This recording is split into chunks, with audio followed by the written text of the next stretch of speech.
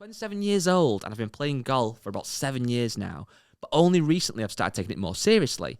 I play off a 23 handicap, and I've recently felt massive improvements in my game. However, my scores aren't reflecting this. I'm getting more pars than ever, and sometimes up to 3 or 4 in 18 holes, which for me is great. But I'm still shooting around 97 to 105. My home golf course is a par 74, which is quite rare, isn't it? Par 74. Oh, yeah. I've been told by some mates that a better way to improve my golf is actually playing in medals or club competitions. Is there any truth to this, or simply playing with friends and solo, is that enough to better my game? Like I said, I feel like my game's improving, but I'm struggling to hold scores together. So just quickly, can I just throw something in before you give your expert advice on this? I think we mentioned a couple of weeks ago, well, I think it was on the podcast, it might have been in real life, I forget, that when you first start golf and you hit shots, you're topping it, you're shanking it a lot more, whatever, they are what you class as bad shots. Yeah. As you stop doing that and you get better, those bad shots become, hopefully, less frequent. But bad shots might be things like hitting the bunker, hitting out of bounds. You strike it better as such, but it doesn't go where you want it to go, which can still result in a high score. Yeah. Is that what you're suffering with, do you think? It could well be. I mean, he's been playing golf for 7 years now. I mean, it sounds to me, he's kind of been playing quite a casual game of golf. I think it could go either way. If he plays in medals, I'm not saying that's the worst advice ever. His friends have said that. His friends might have seen improvement with that. It just depends on his personality. Like if he's normally used to playing with a couple of mates in an afternoon where it's nice and chilled and it's nice and quiet and it's got a nice vibe to it, to go in then and go and playing on the Saturday morning, let's say, in a club medal where you've got to pay an entry fee and it feels a bit more official and you get a proper scorecard and you've got to, you know, keep up the speed of play and you've got to play properly. Obviously, not that he's not doing, but you've got to play really properly. That could switch someone's mind and move them from third gear up to fifth gear, and that concentration level can definitely help improve the game. On the flip side, the nerves might kick in. They might go, oh my God, I'm playing in a big boy tournament, and suddenly like shoot 120 and like not want to play again. So it really depends on that person's personality, I would say. And don't knock it until you try it. We gave advice similar to this a couple of weeks ago where don't just worry about playing medal either. Like, do have these different formats. I think so many golfers, obviously, they see it on the PGA Tour, the DP World Tour, and the Break 75s. You know, these crazy people play medal all the time, like full-on scores. But that's not the only way to play golf. Yeah. So, yeah, I think if he can, give it a go, play in a medal. He might enjoy it. He might be nervous. You know, maybe give it a couple of goes. But apart from that, just really try and identify what his weak areas are. I think enough golfers will put so much emphasis on the end score. Let's say he goes out and shoots 97. Well, that 97's been made up from many different shots, loads of different tee shots, different iron shots, wedge shots, putting, bunker shots. Well, look at that round and go, well, what area out those selection is really letting me down most? Do you know what I mean? Like, I don't think golfers quite look at that enough. Well, it's interesting. At that level. Just rereading his email, he says, I have made massive improvements, which is a bold shout, but his scores aren't improving. So I'm interested to see, like, what is a massive improvement? Is it strike? Is it the fact that he used to hit it very thin, very heely, and now he's catching it much more efficiently?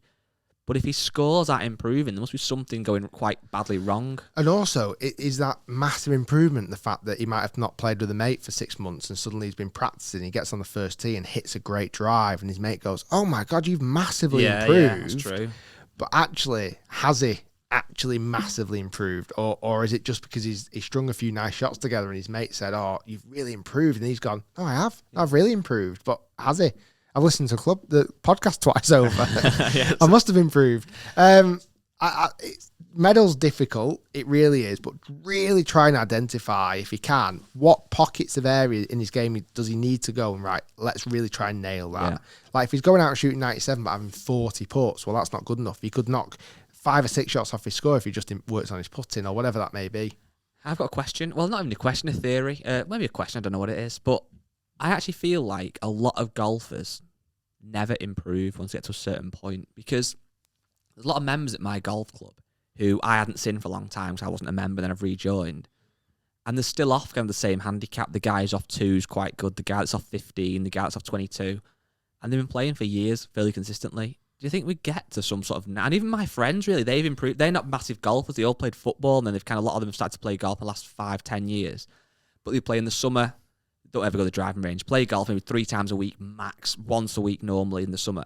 And they've all got to a decent standard now of, like, let's say, shooting mid to high 80s possibly. But they've not really got any better. Do you think we can get to a point in golf where, like, that's your standard? And unless you do something drastic, that's what you'll kind of, your best you'll get to. I bet there are limitations, physical limitations. Like some golfers, I remember when I was coaching full time, and they'd be desperate to hit the ball longer. But physically, regardless of what we did technically, physically, they weren't fast enough, strong enough. They couldn't make the club travel fast enough to hit the ball longer. I bet when you were at me and used to work in a pro shop, there was some members who were off like 15 for literally years. And they still will be now. And that's not a bad handicap. I'm just saying that it's not like you suddenly start playing golf and you get off 23 and then or 28 or whatever, and it becomes 23, then 17. So some people that clearly happens, but for a lot of those people, is it a case that they're just reaching the kind of natural potential?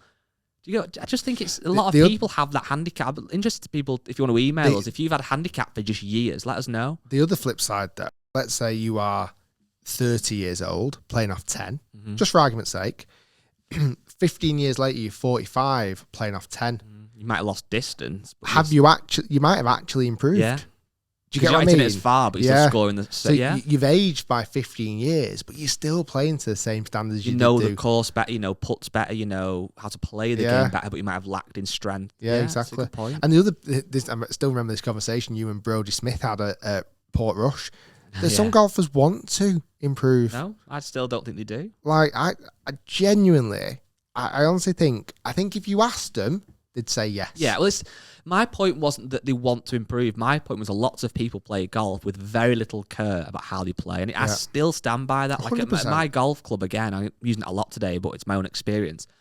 There's groups of men and women, but there's a certain group of women who were lovely. They used to play every, I think it was Tuesday and Saturday or Sunday. And there was probably about 30 of them in the kind of ladies' hardcore section who would like go every comp or whatever. And for them, and rightly so, it was so much more about socialising, walking around a hilly golf course and getting some good exercise in. And they could, obviously, one week one might win and she might be over the moon, but they weren't bothered. They didn't throw clubs around and go to the driving range. Some of them had lessons, admittedly, but the vast majority were just there just to have a good time. It's like, it's okay. A lot of what we do in this podcast, and obviously your video, is about people getting better. But equally, it's okay to not be bothered. I think golfers, certainly if they just want to maybe just stay competitive. Yeah. Like they want to every now and again shoot a good score and shoot under the handicap, but they don't want to completely scupper themselves by playing so well, and they have to play to a handicap they can't really play to. Well, that's the thing. They kind of want to just be quite level. And like I say, a lot of people only play once a week if they get time, or not even that. Sometimes once every 2 weeks. They just want to go out and just enjoy it, have a bit of social. They kind of know what to expect. Yeah. I might have a good round, I might have a crap round. That's all right. Well, it's funny. I played on Friday when I saw the new flags. And me and my mates played, and none of us played great. And I ended up winning with like 31 points, which obviously isn't great to win. There's only 3 of us. But for me, it was like, I said to my mates when walking up 18, like, realistically, how many points are you happy with? Again, they're not hardcore golfers, like 30. I was thinking, yeah, it's about right. If you go and play a golf course with your pals and you get 30 Stableford points, yeah, you should get 36. But 30 feels like a semi-respectable, like... I've not played great, but it's okay. And I think that's, for most people, if you could just go around most times and get 30, sometimes 36 or 32 points, 34... Pretty good, isn't it? Yeah, well, a handicap, and I still remember, a handicap is a snapshot of you on a good day. Yes, that's what people forget. It really is you on a good day. Yeah. Like, and you look at, like, say, any golf club around the world on a Saturday when they've got the normal competition, there'll be 2 or 3 golfers that have really shot the lights out. Yeah. But not many. And sometimes those golfers that have shot the lights out and played way under the handicap are either quite new and they're improving dramatically. Yeah. You know, or there might be younger golfers who are practicing every day because they can do. But it's also perfectly acceptable just to cruise and just go and enjoy it, have a bit of social,